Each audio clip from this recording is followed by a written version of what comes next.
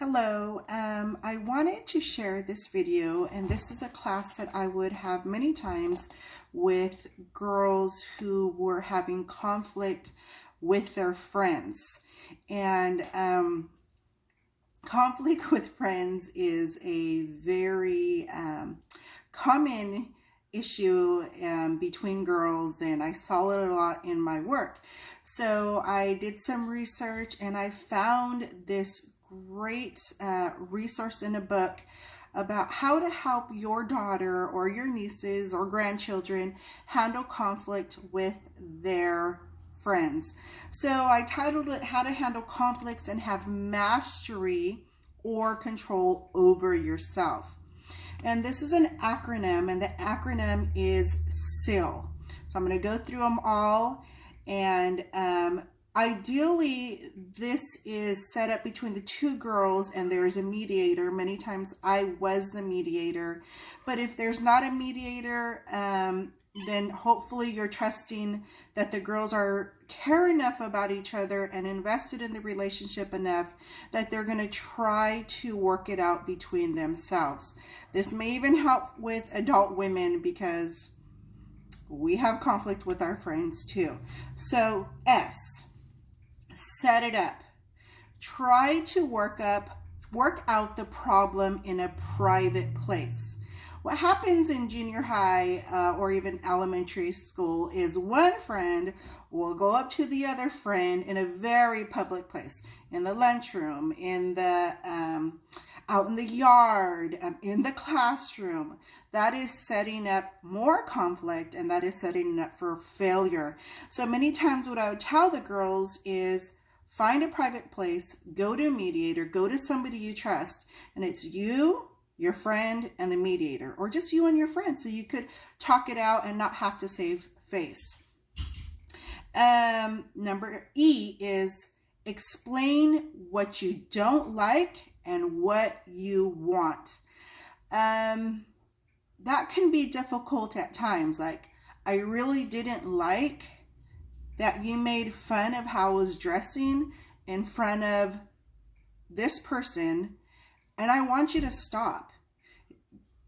It's really hard for girls to verbalize that, especially with society with just meltdowns and crying and just so we're taking it way back. What is it that you don't like and what is it that you want? A, acknowledge if you did anything to contribute to the problem. This takes self-reflection, and I'm going to tell you, young girls can do this. Many times, though, they do need a mediator, but they can do it. I think sometimes we don't have confidence in our children and the abilities that they have. So what did you do to add to the fire?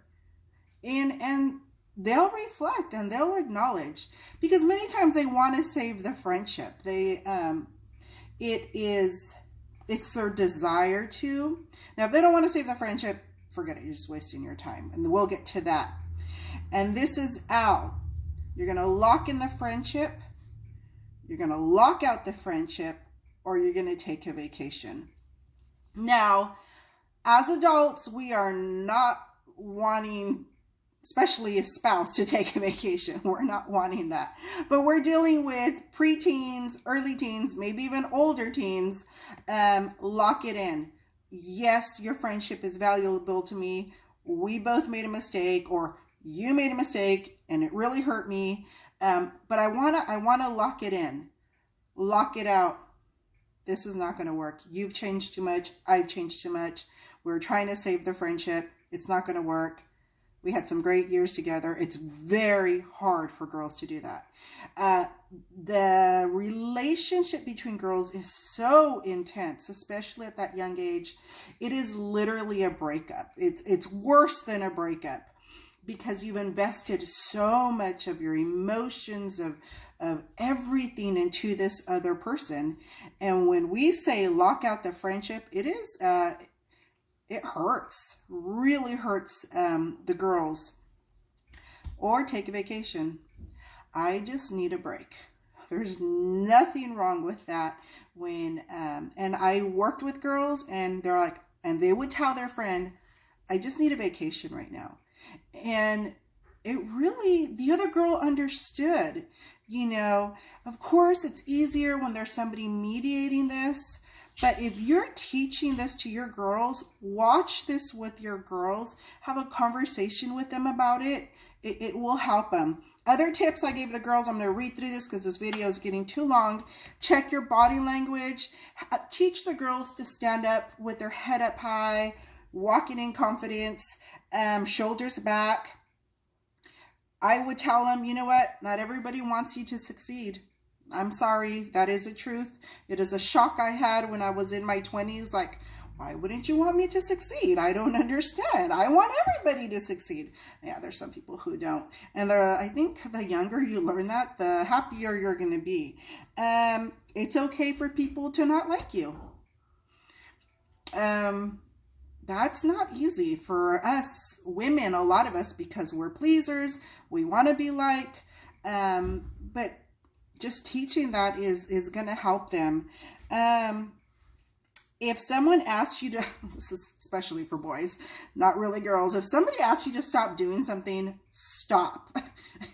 Boys really don't get that sometimes. They're like, I don't know what they're thinking, okay? And then the last that I really try to enforce with girls is do not make excuses for people's rude behavior.